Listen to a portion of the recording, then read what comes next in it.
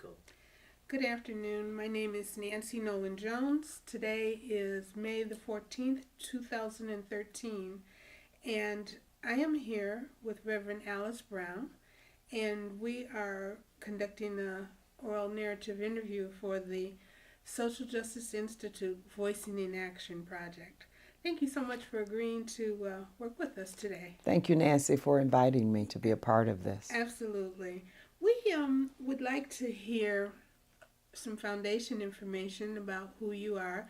So we would like to know if you could tell us about the history of yourself and your family.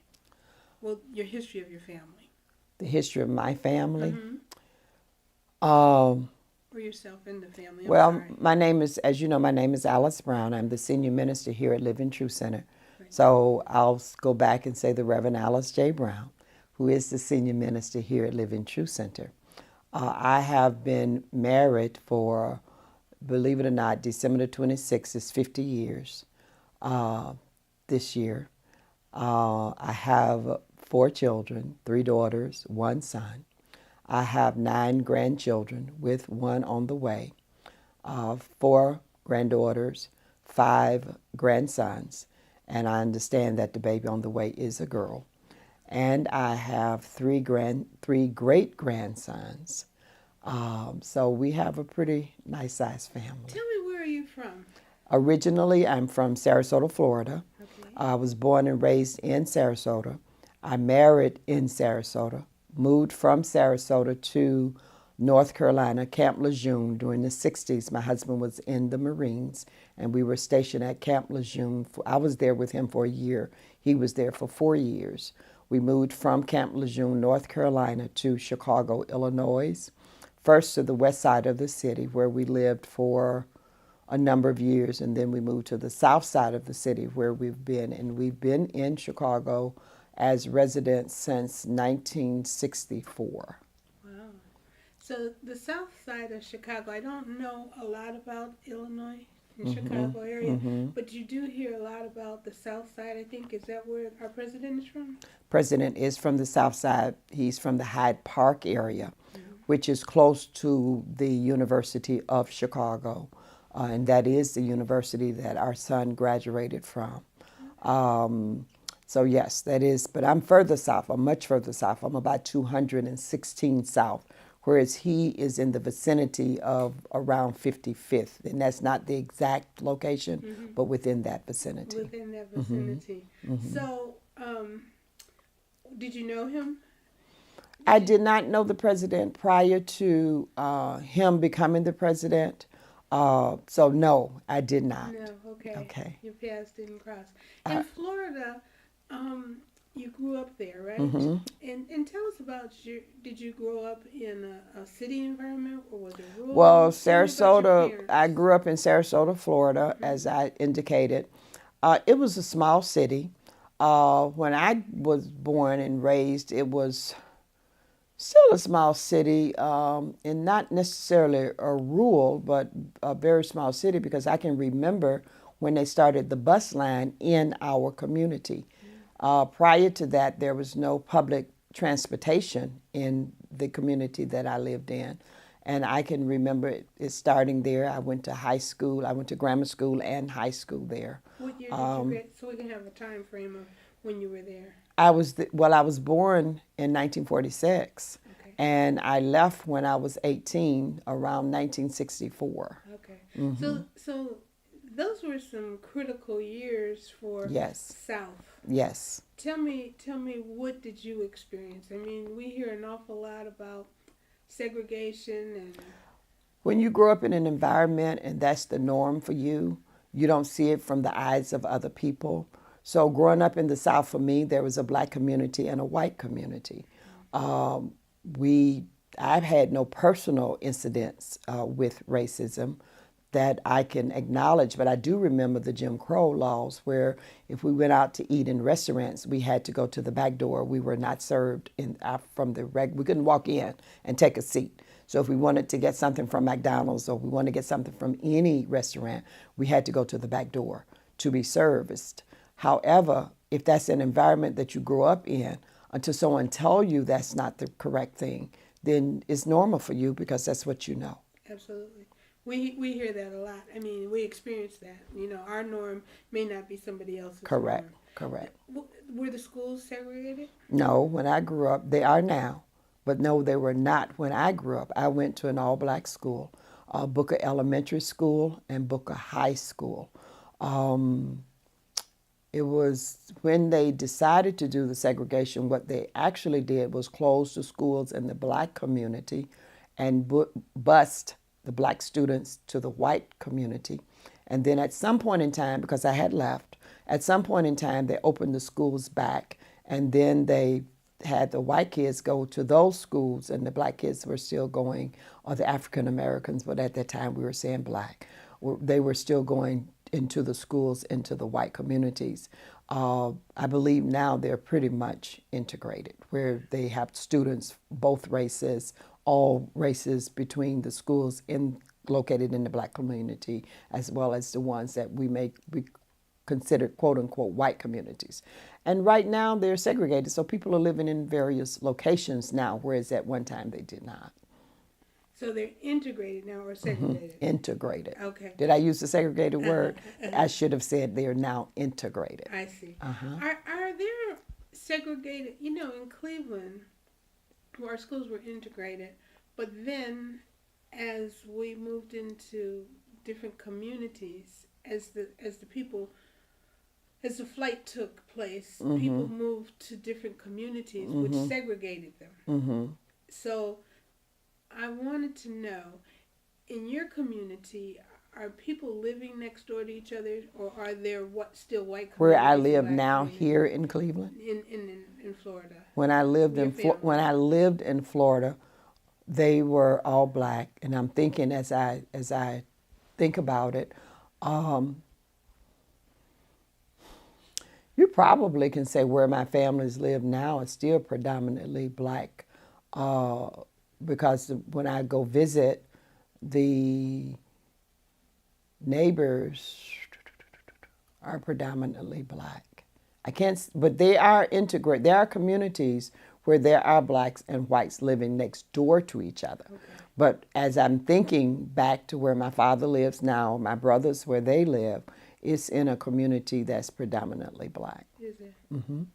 How did Sarasota compare to Chicago? Did you feel like you were coming north for sure?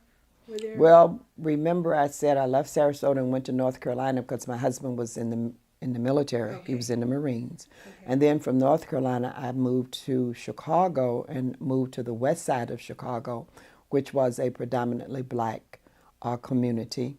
And from there, I moved south, which was a predominantly black community, because in that particular situation, it was still what you might consider the flight environment, where we were purchasing homes that people were moving out of. But I did on my block there. That was in the south side. That was on the south side. And on the block that I lived on before I moved further south, because I purchased a home at 103rd and Rhodes in Chicago.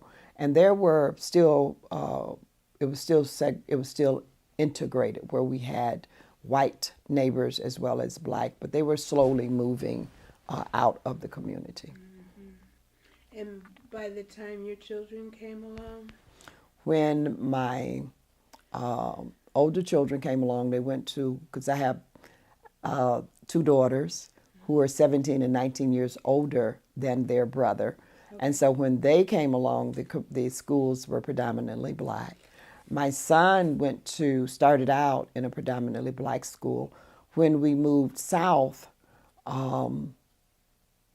he worked and played with, not work, but he played sports. So his summer friends were white, and his winter friends were black, because he went to a Catholic school, and it was in a predominant black community. Mm-hmm. Yeah, it seems like where you live in your neighborhoods kind of dictate the makeup of the people that surround you. For the most part. Mm-hmm. Where I'm living right now is integrated. We have white neighbors, we have Spanish neighbors, as well as blacks, but it's still probably predominantly black. So. And it's that specifically whether it is or isn't is not an issue. As we move along, we're going to ask you about incidents of racism. Um, but for right now, I want to just kind of keep these questions in order because that's helps the person in the office. And so we thank you for sharing your earliest memories um, with the family. Um, the next question says, can you think back to your earliest memory of East Cleveland and tell me what life was like then? I moved to Cleveland 7 years ago. So my earliest memory of East Cleveland is probably what it is pretty much now.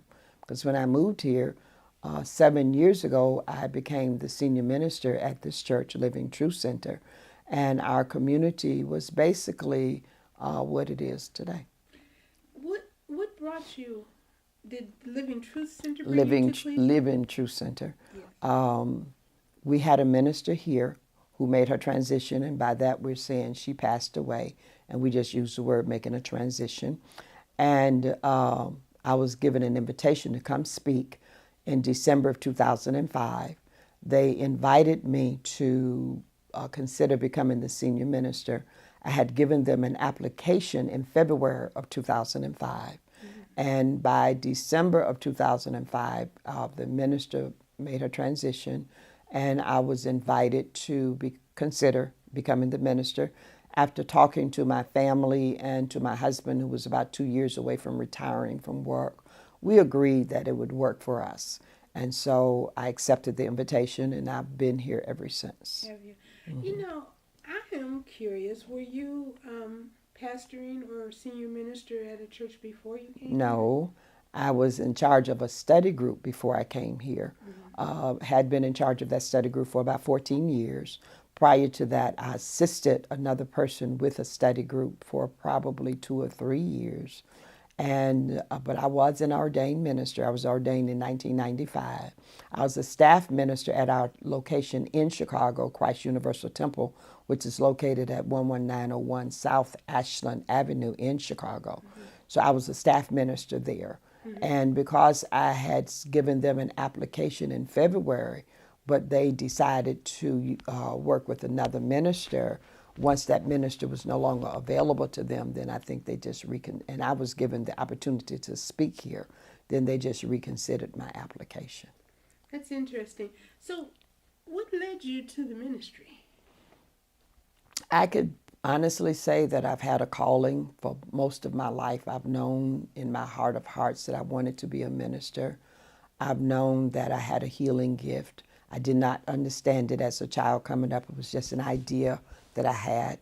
And because I grew up in the South and because women were not really that popular during that time as being ministers of churches, I did not pursue it. And then, of course, I also wanted to be married and have a family. And I wanted to wait until my children were grown, until I had that opportunity. So along the way, I attended school. I got married at age 17. I did not finish high school originally. I went back to night school once we moved to Chicago, and I completed my high school degree. And then from there, I took various classes. At the time, I took a key punch class. I worked, first of all, when I went to Chicago in a factory, and I went to school, and I obtained my cosmetology license first. And then I went to key punch school, and I worked as a key punch operator, moved into computer operations, and from there into management. And I worked there until I worked in that field until 1995. And I took an early retirement from CNA Insurance Company because I was studying for the ministry, wanted to do ministry full time, had the opportunity, raising my family, had the opportunity to retire. So I took an early retirement. Went and worked at Christ Universal Temple as their registrar for about 2 years and continued working with my study group. And I just got to a point after about the 14th year, I felt a little restless, did not know why. didn't know where I was going.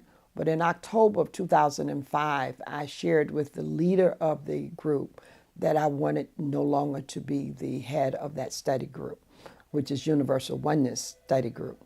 And so what I did is, just knowing something was going on, but not knowing what it was, just feeling a little restless, I just stopped doing my study group.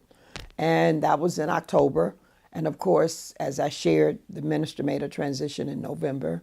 I came here in December 2005. 2006, January 2006, I was given the invitation really in December 2005, and I accepted it. And in January 2006, I started as interim minister here. In April of 2006, the congregation elected me or voted me in as their senior minister. And in May of 2006, I was installed as the senior minister. Nice. So I've been here ever since as the senior minister. Oh, nice. Very nice journey. Really, I can see the progression. Yes. Is the Living Truth Center? It is Living Truth Center without the dot. Without the dot. Living Truth Center for Better Living, okay. Incorporated. Is that part of a specific denomination? Or? It is considered a non-denominational church. Okay. We're New Thought, non-denominational. Our organization is Universal Foundation for Better Living.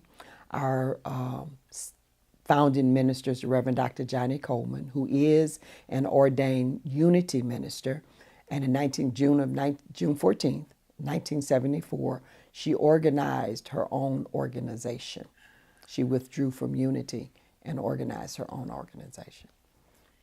Are female ministers typical in your organization? Yes, they are. Yes, okay. We have both male and female, but we do have quite a few female ministers, yes. I think that's good, because I hear, I'm not sure, but do you feel it's still hard for females to break in through other denominations? I can't answer that properly because I'm not that closely related as to the ministers being involved. I do know there are plenty of female ministers in other organizations. I think they're more open to females than they were when I came along.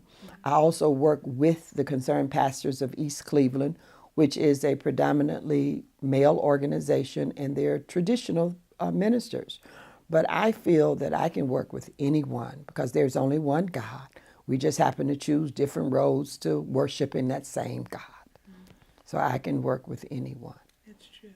And so the Concerned Pastors of East Cleveland have been very receptive and open yes. the door for you. When I first came to the city, because Reverend Lucy Burkeen was the minister here prior to myself, and she and Reverend Maurice Boeing, and they were a part of the East Cleveland Concerned Pastors organization. And when I came, Pastor Noor welcomed me. He came to make sure that I knew I had a opportunity to join the organization. I've worked very closely with them. Lately, I've not been as active as I were in the earlier years just because my schedule changed. But they were very welcoming to me. They were very considerate of myself. I've done lessons and services with them. I've not had any challenges, and I stand on what I stand on, and they stand on what they stand on. But we understand there is one God, and the men are very, very cordial and very nice to me. I've not had any challenges with any of them. I think that's wonderful. Mm-hmm. That's definitely a testament to the sign of times changing for the good. Yes. For the good. Yes. In what ways has the city changed over time, or what do you think has contributed to that change? So, do you feel it has changed any since you've been here? I see a change because I see the boarded up buildings, some of them being replaced. I see partnership where we, in the end of East Cleveland, moving towards the downtown area. And since I'm not from the city, I can't really tell you all of the directions properly. Right. Whether I'm going east, north, west, or south, I'm still learning towards that. University Towards University Circle. and they're partnering, and I know that they've built some homes here. I know that the Cleveland University and some of the other community leaders have been meeting at the East Cleveland Library, and they've been working in the community. As you know, we have at the end of the hospital was torn down, but we have the Stephanie Tubb Jones Center, and right across from that we have the Mildred Brewer Apartment Senior Complex that's up. So that's new. So I do see some changes taking place, and I see some good changes taking place in the community. Now that you've mentioned the Stephanie Tubbs Jones Center, um, what was your reaction to the Huron Hospital closing, and do you feel Same reaction as everyone has had. I was shocked. I was saddened because that was such a economical means for the city of East Cleveland, and with them taking the hospital out, it took a big resource out of the city as far as the tax base is concerned. I felt that having the hospital here, and especially when it was a trauma center, that the people in the community could get care much faster and easier. With Stephanie Tubb Jones Center there, of course, they are still being able to get some medical attention. So it was shocking for me. It was. Did you understand it from a business sense? What they shared with us. Okay. I heard what was said. Yes. I can't say I accepted everything that was said, but I heard what was said. I know when it comes to business, things represent dollars and cents. And I suppose for Cleveland Clinic, it made sense to them. I still think the hospital was a benefit to the community. But I heard everything that they said. I heard all of the arguments because they had some of the meetings here at the church. But you know, times change, things change, and you learn to adjust and adapt to the changes. Absolutely. Absolutely. Do you feel like that was the biggest change that occurred since you've been here 7 years? Well, that was one of the largest changes, and I would probably say yes, it was, because of the fact of the hospital and what it meant to the community and the financial base for the community. I would say yes, that was the largest change. But I also have seen people coming into the community attempting to work with the community and to provide some better services for the community. Right. So I see that as other positive changes taking place as well. Right, right. So that may help balance it. Mm-hmm. The next question is, how has race/racism impacted you personally? And the second part to that question is, how has it impacted the city of East Cleveland?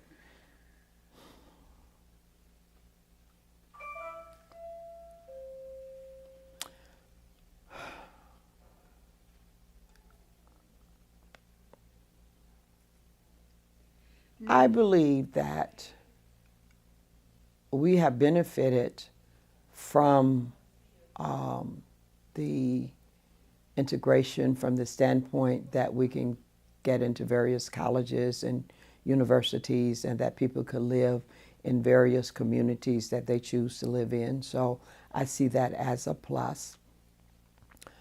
I was always taught to dream and go for my dreams.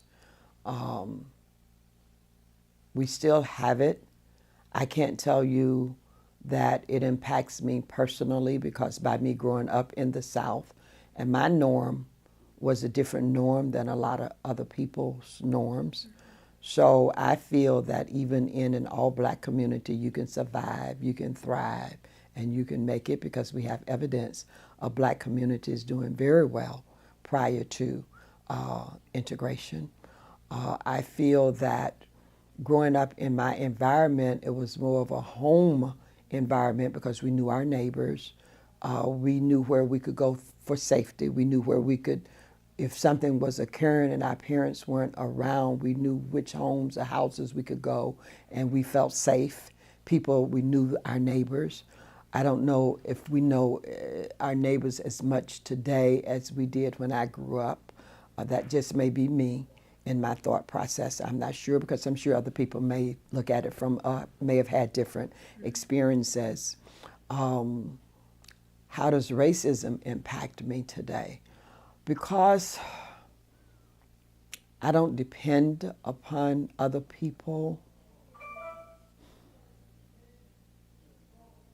and I strive to rise above whatever is put in front of me. And I think I'll take it back to a biblical understanding as a minister, and I strive to live by this. And you know, we strive, because some days we may not make it. But I really believe in what Jesus taught in the New Testament, to love your enemies, love those who persecute you, and to forgive 70 times 7. I don't understand everything. I will not tell you I like everything. But I tell you that I strive to forgive, and I believe that the government is upon God's shoulders, if God has shoulders, because John 4:24 says God is spirit, not a person, place, nor thing. And I do believe that we have people in place, though, to take care of things as they occur.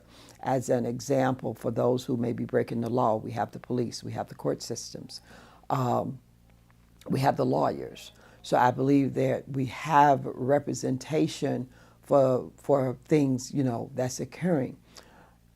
I must admit that I probably have lived a pretty sheltered life. So I've not been exposed to some things that other people may have been exposed to. And so my viewpoint may be a little different than a lot of people. And I'm a person, if you tell me I can't, I know, yes, I can. And I just find a way to do what God is guiding me to do. And I've had very good friends from all races of people. And so I don't look at it to say a particular race is worse than another race, because people are people no matter where you find them. And so you look for the character of the person rather than to stipulate a race of people is this or a race of people is that, because you find that people do things no matter what race they may be associated with. So I strive to look at people more from, we're all God's people. We're all made in the image and after the likeness of God. And God created all of us. And if you go back and look at Genesis 1, when it said God created man, and it did not say just a particular person, it said God created all of us. So I pretty much stand on that basis. Do you feel that racism has impacted the city of East Cleveland? I'm sure it has. When we look at the boarded up houses, when we probably look at people who own homes and did not take care of them, or landlords who maybe did not take care of their property. So I'm sure that it has impacted East Cleveland. This was a beautiful community. This is Rockefeller land. So we know at one time this was a fantastic, beautiful community with mansions and beautiful homes. So when people moved out and left the community and people moved in, the property was not maintained and taken care of. So I can say probably yes, that it has impacted this community. And whoever the homeowners were, because I'm sure the homeowners weren't just whites, that there were some black homeowners that did not take care of property as well. But you can look around and see that there have been some impact to the community, yes. Next question is, how has inequality impacted you personally, and how has it impacted the city of East Cleveland? When you say quality, tell me. Inequality. Inequality. How has that impacted East Cleveland? And how has it impacted you personally? Well, inequality would be anytime a person is not able to get a job, or they, and I know we can use the argument that maybe they weren't trained or they didn't go to school, or if you won't hire me or I can't live someplace because of my color, certainly that is an impact. How has it impacted me personally? I can't say that it has, because the community that I live in currently is Cleveland Heights, which is an integrated community.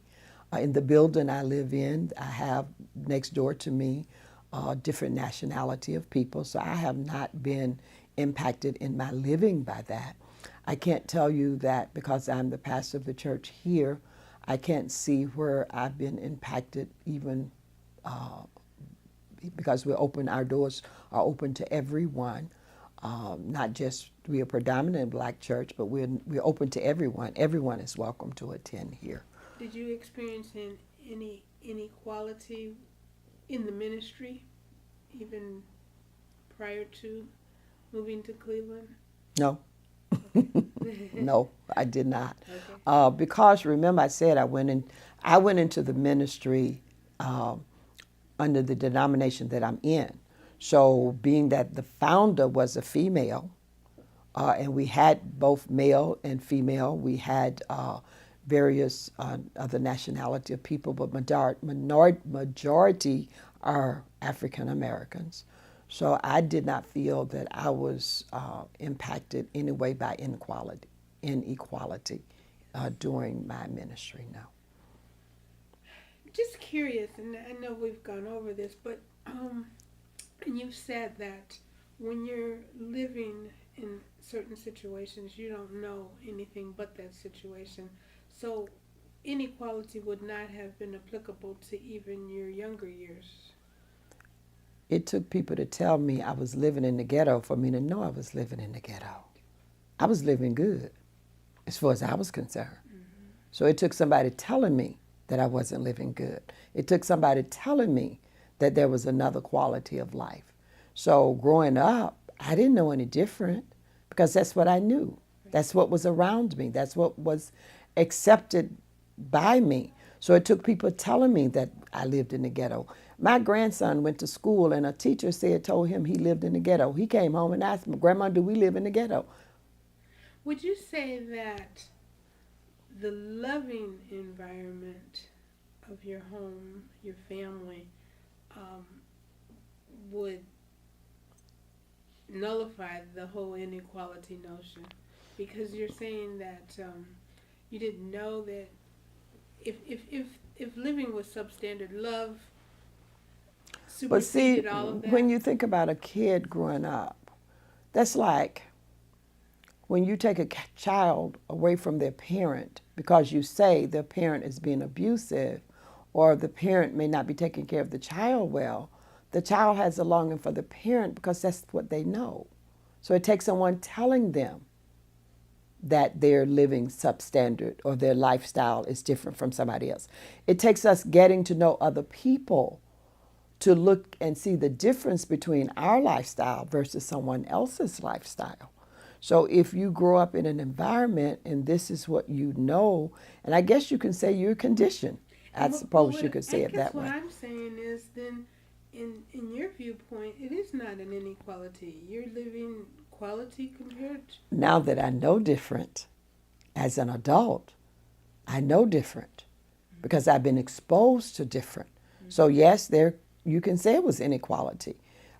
Yes, my parents really, it was very difficult for them. They had 7 children and they were not educated people. So they had minimum paying jobs. So it was very difficult for them. But of course, I did not know that because I had food to eat every day. I had clothes to wear, but my grandmother and my aunt helped to make sure that we were clothed, made sure that we had food. If my parents ran short of anything, until I became maybe a teenager, before I really realized that maybe there was some challenges or situations. But I'm sure that may not have been every person, but that was my experience. Sure.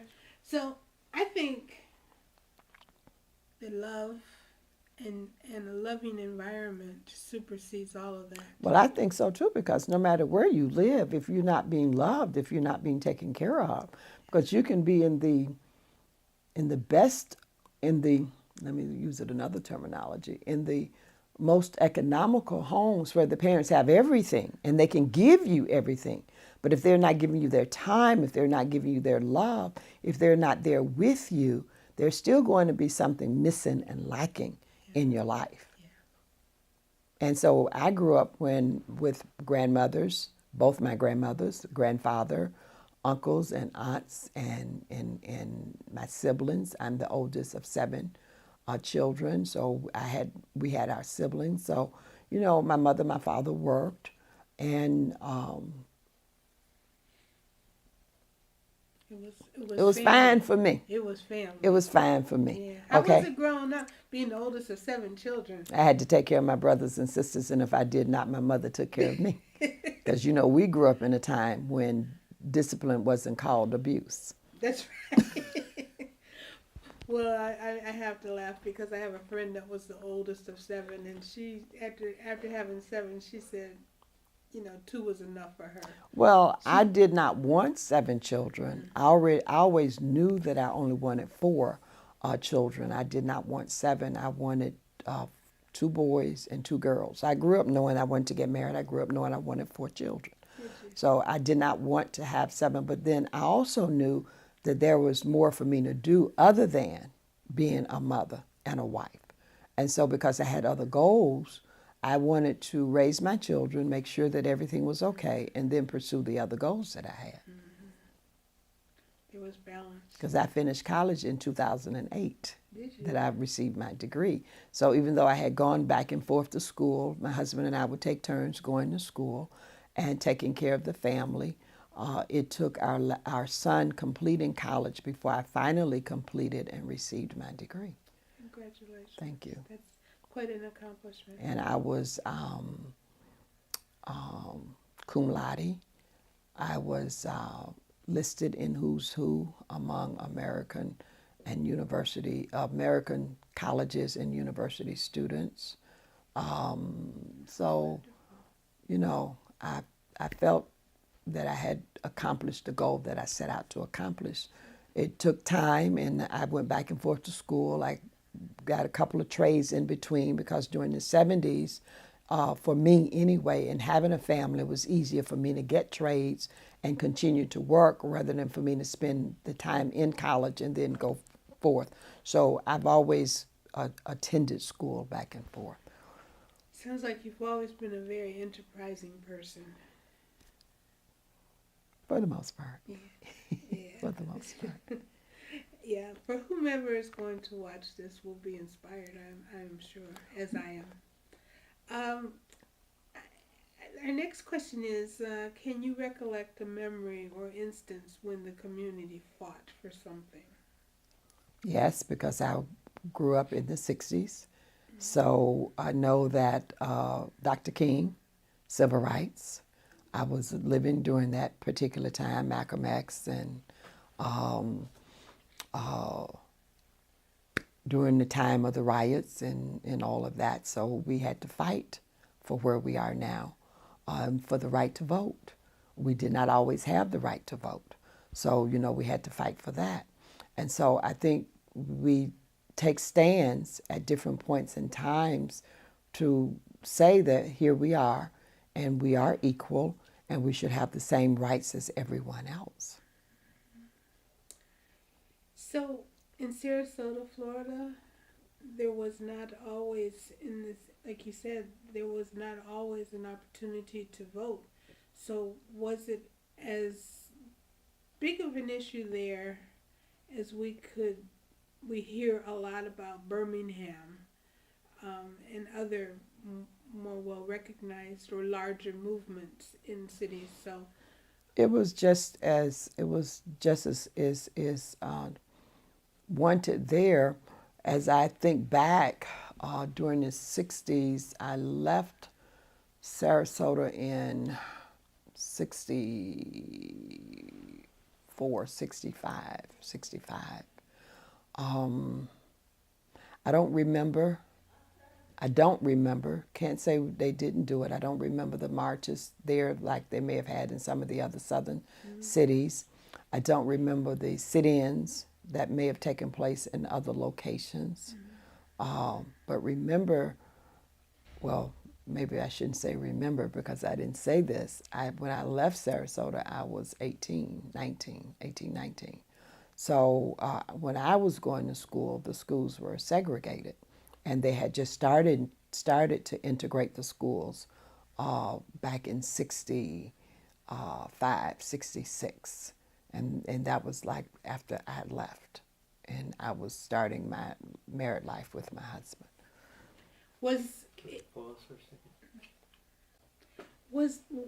So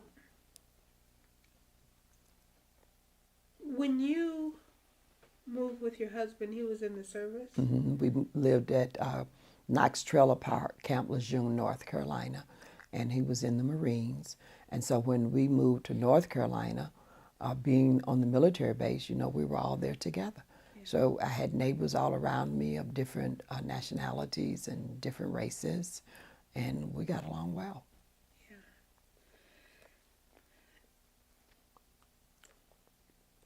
What about, I think we already answered this, but the community fought for something. That would be East Cleveland. How about East Cleveland? Of course we fought for something. We fought for the hospital. Yeah, right. We've certainly fought for the hospital. We've had meetings here at this location. I attended meetings with the concerned pastors.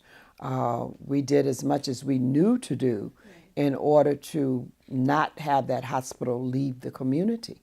Sure. So yes, that is something that we fought for. How have the surrounding institutions and cities impacted East Cleveland? Or not? I probably don't have a good answer for how they have impacted. I can see where they have been a help to the city because I've attended meetings where they would have on a monthly basis meetings where they had people coming in from Case Western Reserve, from Cleveland University, from other leaders in the community, politicians, where they were coming together to look at the community to see what it is that they can do in the community and how they could make changes in the community.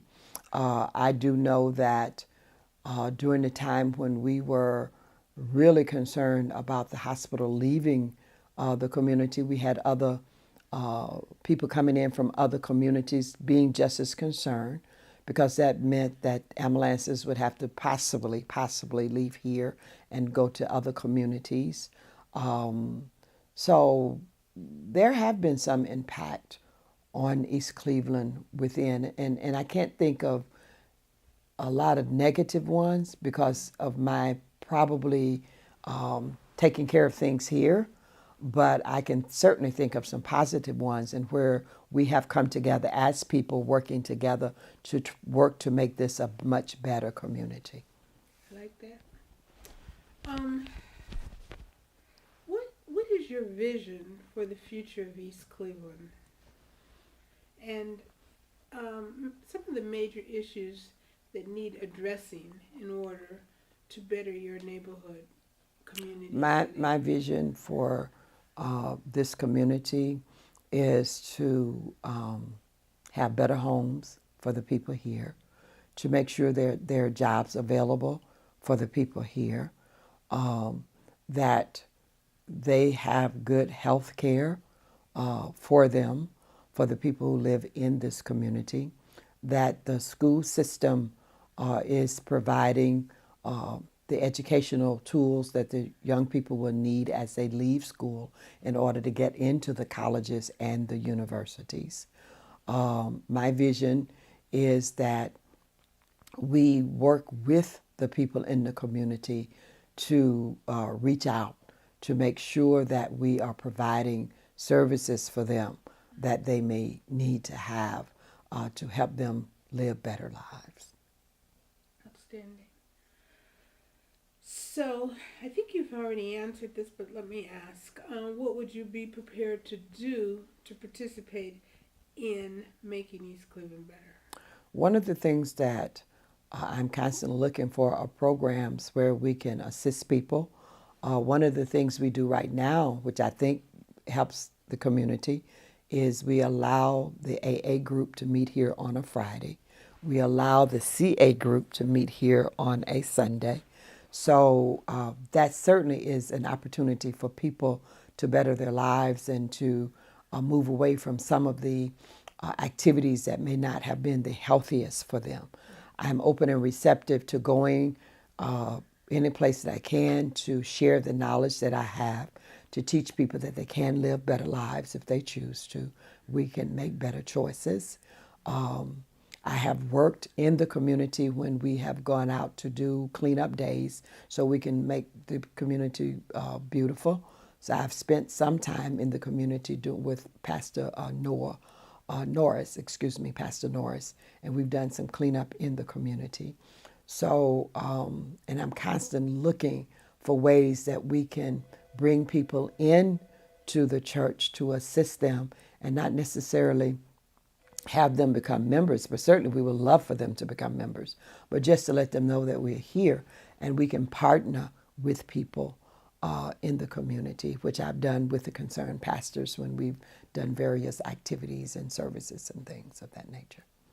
I think that's outstanding. It seems like you're doing a fantastic job here, just opening the doors and making people know the opportunities that they can have in terms of worshiping here, Mm-hmm. which is a great personal piece to uplift you personally. Mm-hmm. And it sounds like you're supporting people in the community in numerous ways that's very much needed. We were a part of the NOR organization. Right.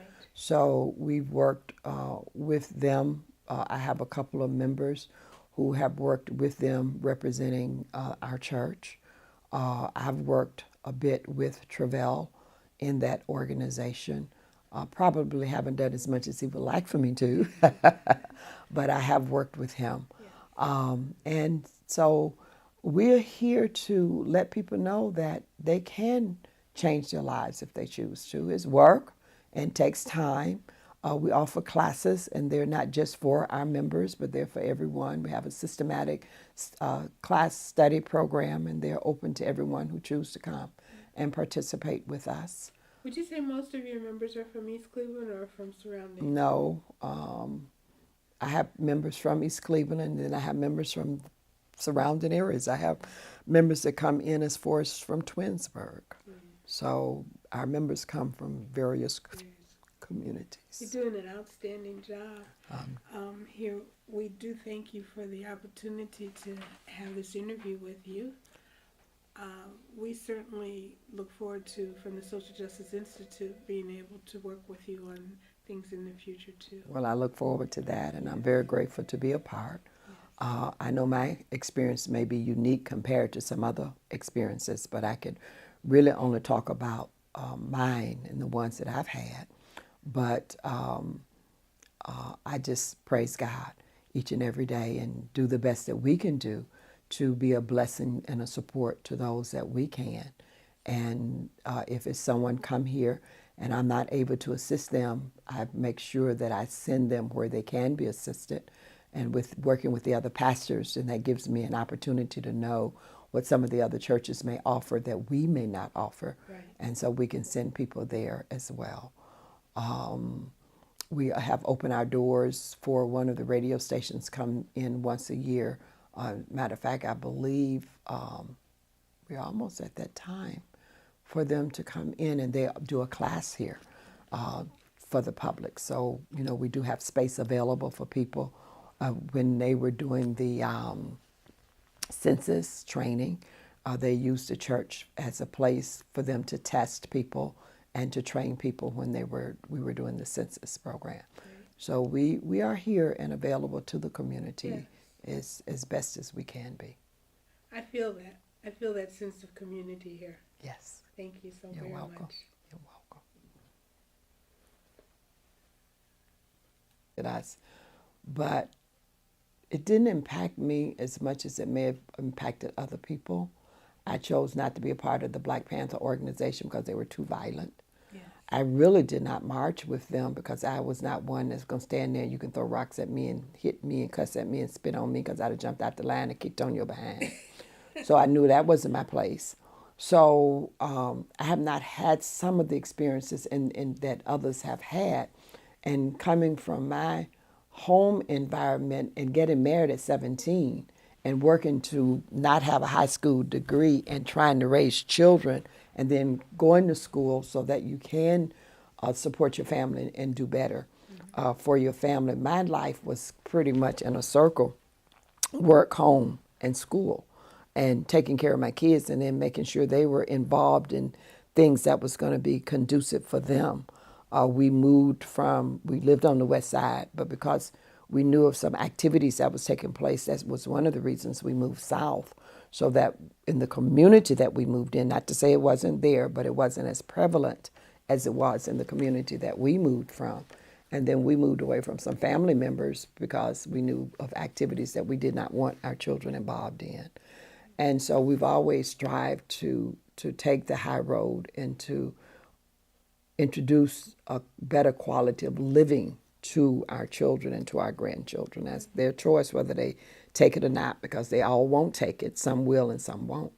And so sometimes they move right back to where you moved from. They find themselves right back in the areas that you moved yourself from. But that's their choice. Yeah. But as long as I know I've done the best that I can do to introduce them to more and better, then I just let them know I don't support certain things. I just don't support. I love you. I'm here for you. I may not like everything you do, and then I don't support everything that you may do. Right. So that's just kind of like the philosophy that I live by. Yeah, and an important one. I gain something out of every interview. As a parent and a grandparent, you know, I can relate to. And then a lot of our family's military. My daughter was in the National Guards. My granddaughter was in the Army. As a matter of fact, she was at Fort Hood when they started the war in Iraq, and she was one of the first soldiers sent to Iraq. Really? But because of her MO and because of her stepdads being in the military, then they knew what to tell her and how for her to survive. So when she went over and she spent the year there and she came back, thank God, everything intact. When they had the challenge in New Orleans with the